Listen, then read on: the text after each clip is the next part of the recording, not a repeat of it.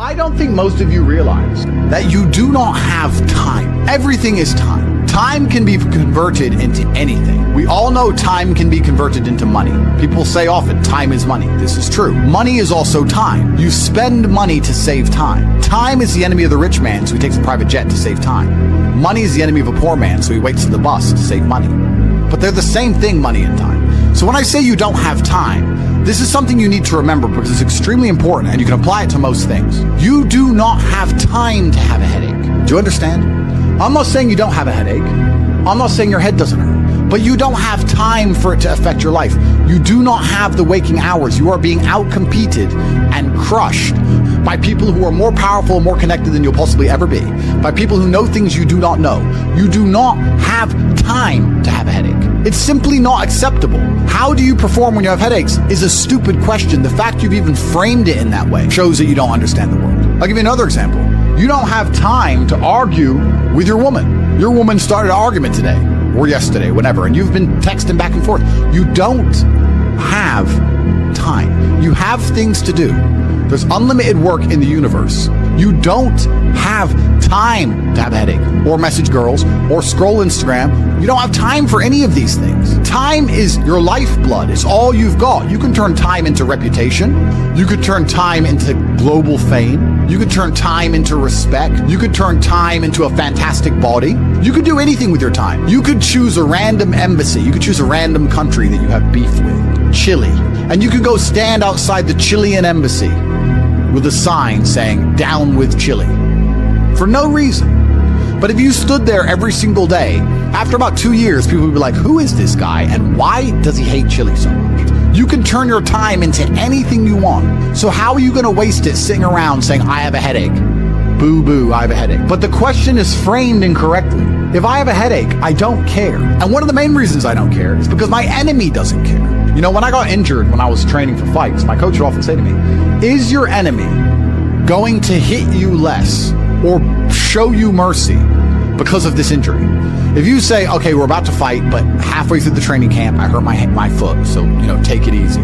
No, he's going to try and destroy me anyway. So if he doesn't care, why do I care? And why does my coach care?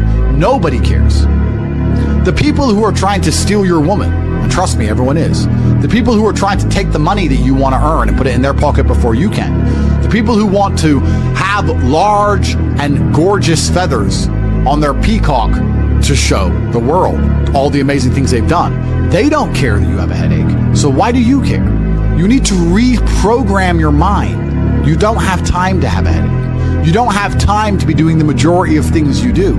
And there's always been and always will be, and we could talk about that again. We were talking earlier about competence, right?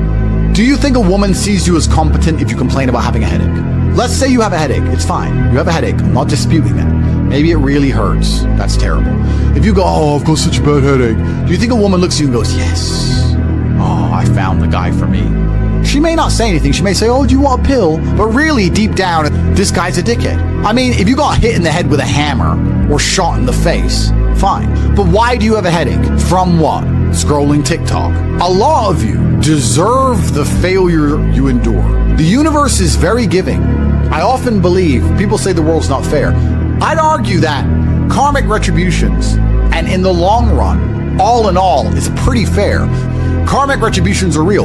In the end, God gives you exactly what you deserve. So if you're not happy with your life, you have to ask yourself, do you really deserve more? Have you really tried 100% of the time? Did you ignore that headache? Are you as competent as you could possibly be? Have you given 100% every time you've done anything? No. You deserve what you have. You deserve your mediocrity because you're an average person. You want a Lambo and these women and a boat and whatever else you want because you see it on Instagram. But wanting something and deserving something are very different things. If you truly deserved it, you'd be working for it in a way that ensures it would be given to you by the universe. Every single thing I've ever wanted, I have got. Maybe not instantly, maybe not easily. In fact, certainly not both. It was always difficult and it always took time, but I really wanted them, so I always got them. And I put in enough work to show God and show the universe I deserved them, so he gave them to me. I cannot remember a single time, and I state this as a matter of fact, this is not hyperbole, I cannot remember a single time I have ever decided not to do something that must be done because I had a headache. Ever. Ever. It is easier if you enjoy it, because you do not struggle with lack of motivation or lack of interest. For me to say you could honestly be world champion at something you hate is a lie. You can, however, be competent at things you don't like. You can be very good at something you don't like doing. To be the best in the world, you probably have to fall in love with it. But the way you do anything is the way you do everything. And you can fall in love with the idea of being good in general. So anything I do, I don't want to be bad at. I either don't do it or I try my very best all the time to become extremely good at it. I don't see the point in doing anything and being mediocre or being bad at it. What's the point? If I'm going to speak on podcasts, I want to be good at it. Anything I'm going to do, I want to be good at. Now, you should have enough respect for yourself that you're prepared to always put in the effort to give your best 100% because it is a habit. You should always give your best to anything you do. When you pick up a video game, you should give your best. When you drive a car, you should attempt to drive as efficiently as possible, using the brake as little as possible to not waste fuel, to make sure there's no close calls, no sudden braking. Most of you are just getting in your car and driving like a jackass from point A to point B, not trying to actually go, you know what, let me drive and pretend I have the queen in the back seat and I can't even brake suddenly. And I only have a fraction of fuel. How far can I go if I very smoothly, very calmly anticipate the traffic in advance, move my car in and out of the cars that I barely have to brake, keep moving slowly and smoothly? Let me try and get good at this. The way you do anything is the way you do everything. And it is a habit to be good at things. There's nothing wrong with just being good at things. To be the best in the world, you have to love it. That's true. But you're not going to love the majority of things you do. That's not realistic. The world's not going to afford you a life where everything you do you're in love with. In fact, you're going to end up doing a whole bunch of things you don't want to do. And the life hack is, if you enjoy getting better at things, then you can be doing something you don't want to do better than you previously done it, and now you enjoy doing it because you were more competent and more capable at said task. You are now better at said task. Every single thing I approach with vigor because I like being good at things. And that's not because I'm arrogant. That's because I have enough respect for myself, and more importantly, I have enough respect for the people I love to know that I need to be good at things. When my children, or when my women, or my family, or my people who rely on me, my brothers, anybody comes to me expecting me to do something for them, I need to have enough respect for them to know that I'm good at what they ask me to do. And if I don't know what they want me to do, or I'm not particularly good at it, I'm at least good at learning. You can become good at learning so that you learn things faster. Good at concentrating. Good at taking a scenario seriously. These are all basic life skills that go along with bravery. That's going to put you in a competitive bracket amongst the masculine realm which exists today, because most people can't even focus. Most people can't even focus or try hard at anything. So to answer the question, can you become world champion without loving boxing? No, you can't become the best in the world. However, you can become very good at it because you can have enough discipline to ensure that you go to training, and you can make sure that you're the kind of person who, if you're going to go to training, you're going to try your best. Guys, you're going to go to training for an hour. Whether you try hard or don't try hard, you're going to spend an hour in the boxing gym. There is no reason to not try. That is a learned habit. And what you often find with people who need to be motivated into things, because they're not disciplined enough to do things and not disciplined enough to do things properly, they'll go and say, I went to boxing training, as if that's all that it's about. It's not about going to the training. It's about trying hard in the training. It's about giving it your all. It's about dedicating yourself. You're going to give an hour up anyway. There's no reason to not try. Most people go through their entire adult life without trying 100% hardly ever. Think about it. Even when you go to the gym, you don't try 100%. You try 60%, 70%. You don't try 100% at home. What do you try 100% with? Do you really try 100% with work? Are you really moving that mouse as quickly as you possibly can? No, you're not trying. So you have people who have gone through life and are going through life without even giving 100% of what they've got ever.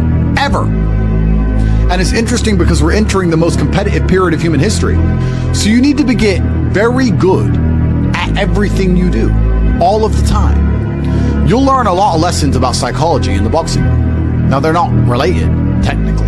One's exercise, one's the psychology of people.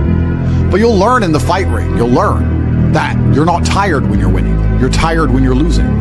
That once you start to win, you get to find unlimited energy from the universe from somewhere, and you just continue to push forward, no matter how hard it is. Winning is easy. It's trying to turn it around when you're losing that is difficult.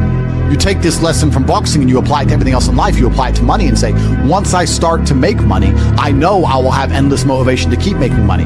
It's just hard to make money in the first place. It's hard to get over that hurdle, but once I get going, it's easy.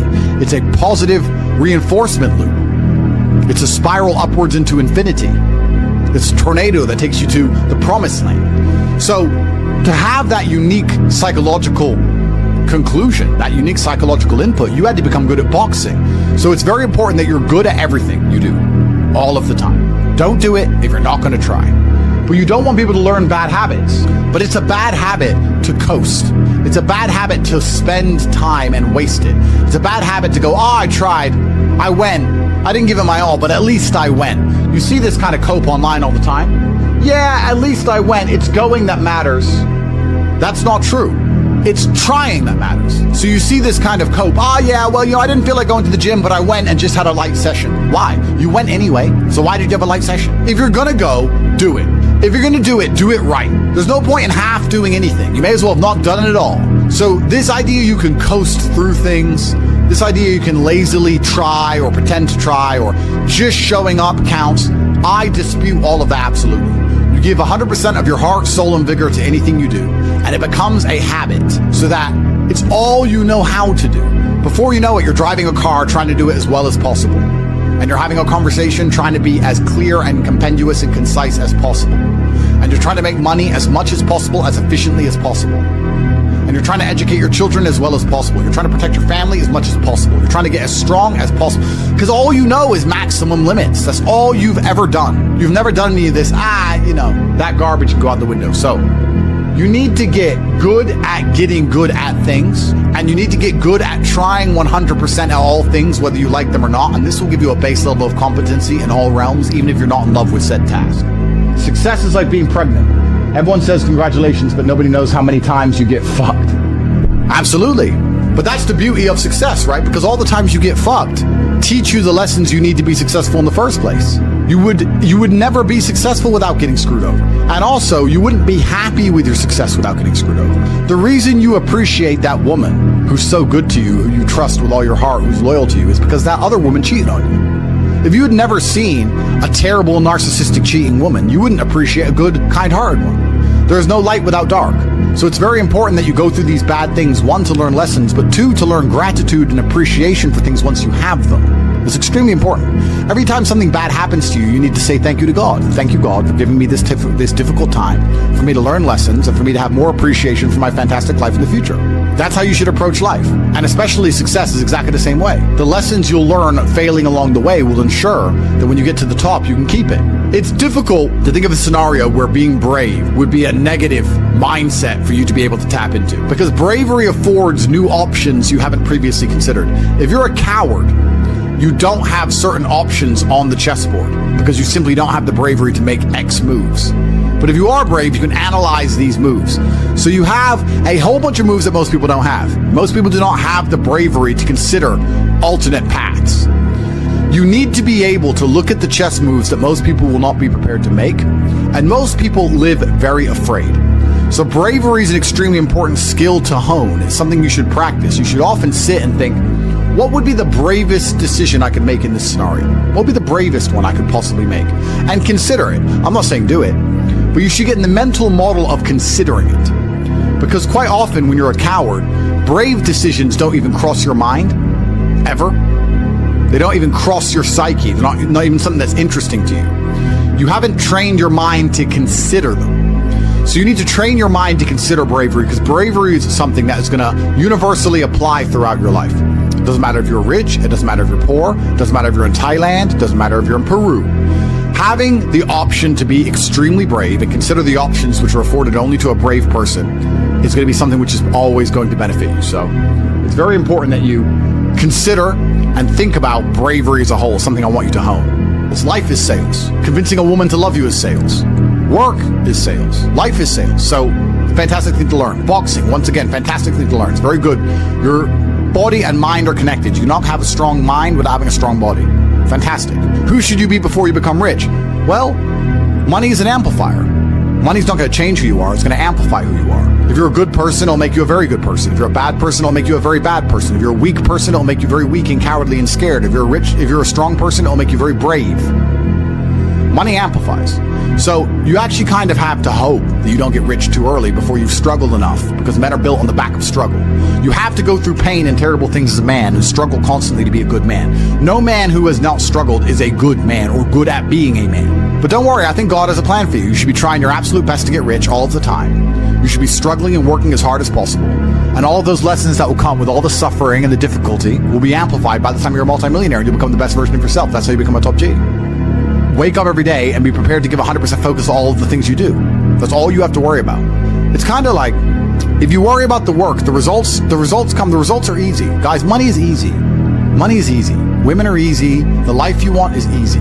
All you have to do is fall in love with the work. If you fall in love with the work, fall in love with being good at doing your work, getting it done, never missing a day. Because the easiest way to make sure you never miss a lucky day is to try every single day. Lucky days exist, and you're never going to know if you have a lucky day or not unless you try every single day. Then you're never going to miss any lucky days, and you're going to pull it off. And you're going to realize it wasn't actually that difficult. All it took was consistency and constant effort. Never being lazy and doing everything I'm supposed to do properly.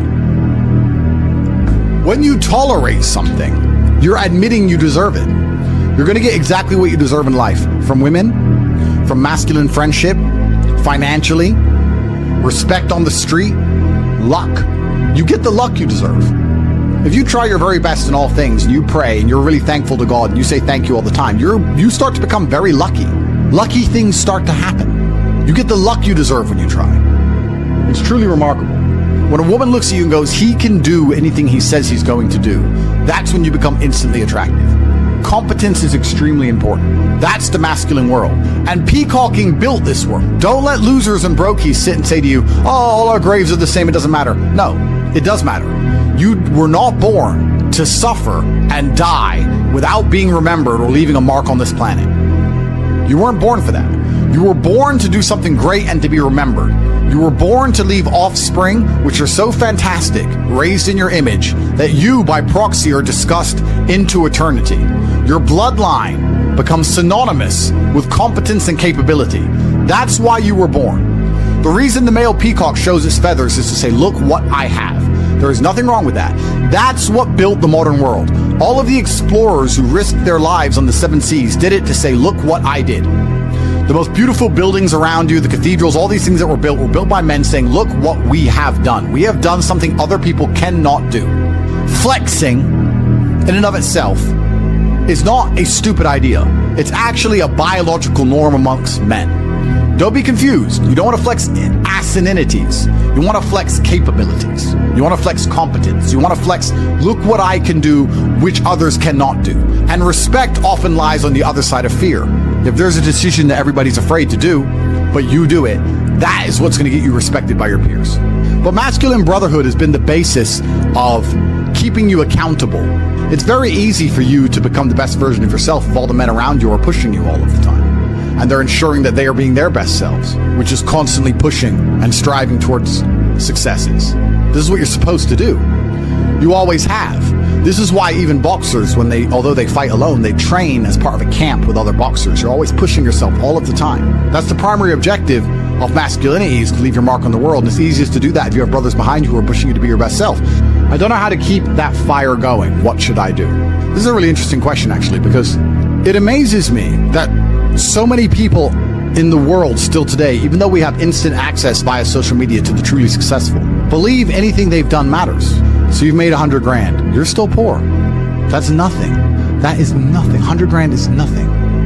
It is my cigar bill for a month. It's nothing. You've changed nothing. You've achieved nothing. You need to compare yourself always and constantly to somebody who is outperforming you. You need to stop being so happy with yourself for these tiny little successes. This is what they teach inside of common pop psychology classes. Yeah, and take the small success and be happy with it and put little milestones and reward yourself for achieving the little milestone. No, that's not what you should do. The point is, the fact you can have a little tiny success and quit shows that there's something wrong with your mentality and your firmware in the first place. You don't know what success is. I don't consider myself successful. So how can you consider yourself successful enough to not work? All I do is work. I work 7 days a week, 18 hours a day, every single day, never missed a day, headache or not, ever. So I don't understand this mindset. And you see a lot of people do it, right? They'll say, oh yeah, I had a really great week and I made some money and now I'm in Costa Rica. You're never going to win that way. People often say to the extremely wealthy people, why do you work all the time? All you do is work. If I was as rich as you, I'd just go on holidays. Not understanding that the kind of person who goes on holidays when they have money is not the kind of person who becomes truly rich. The kind of people who become truly rich are the people who work every day no matter what, which is why all of the people who are truly rich are workaholics, because it's the only way to really get there. You can get to a certain point once you're a trillionaire, you're Jeff Bezos or whatever, that you can take some days off. I'm not saying that, but the point I'm making is you need to fall in love with being happy with yourself for how hard you've dedicated yourself to a task. That needs to be more satisfying to you than relaxing. Relaxing is probably the most boring thing you can possibly say for me to do. Say, Andrew, do you want to go relax? I say, what do I do, stare at a wall? That sounds terrible. Nothing is worse than relaxing. I don't want to relax. I want to work. That's all I want to do is work. Because if I work and I achieve things, I feel good inside. I got something done. I feel good. I feel happy. If I just relax, nothing's been achieved, so I don't see the point of it. It doesn't even relax me. In fact, it makes me very anxious. So then I feel more stressed than if I was just doing the work in the first place, which is why relaxing is impossible for me. And he said, well, it sounds like you have an anxiety disorder. If it's a disorder that allows me to constantly work all of the time and never be happy unless all of my work is complete, thank God I have it, because if I didn't have this disorder, I'd be a normal jackass like you. Guys, time is running out for a chance to win. It truly is. You guys are truly running out of time. It's very important that you get your act together quickly. So if you want to call it anxiety disorder, then get one. Don't be talking about headaches. Don't be talking about working. Don't be arguing with women. You have things to do, right? It doesn't matter if you have a headache or not. You must work. Anxiety sounds like free energy. Could give me more. Absolutely. Anxiety is exactly that. It's free energy. Nervousness is free energy. The inability to rest or relax or sleep is free energy. You just have to have the discipline to direct it in the correct directions. You need to sit at home and feel this fire inside of you, because you do not have all of the money you want, all of the respect you want, and your name has not been echoed into eternity. You're not etched into the halls of history. You need to take all of that fire inside of you and all of that anger and direct it at one task. And you need to try your absolute best to ensure you succeed in that task. It's down to you. I can't drag you across the finish line. I can only show you where the race is and try and hype you up before you run. I can take you to the start line. I can tell you you can do it. I can tell you how fantastic it is when the race is over. I can tell you it is worth it, but you have to be the one to run the race. I can't carry you. If you're going to ask me stupid questions about headaches, you're never going to make it. There's going to be a huge contingent of the populace that never make it. But when you do, it is worth it, because you're remembered. And that's the whole point of being alive as a man in the first place, is to go down in history. It's not to go through life comfortably. It's not to go through life without struggle, without pain. The point of being a man in the first place is so that you suffer enough for people to remember you, to die for something, to live for something. That's the whole point in all of this. There's nothing else to do, and make your name synonymous with something fantastic which has affected humanity and culture. That's all it's about. And it's very difficult to do that if you're insignificant and broke and lazy and stupid with a fucking headache.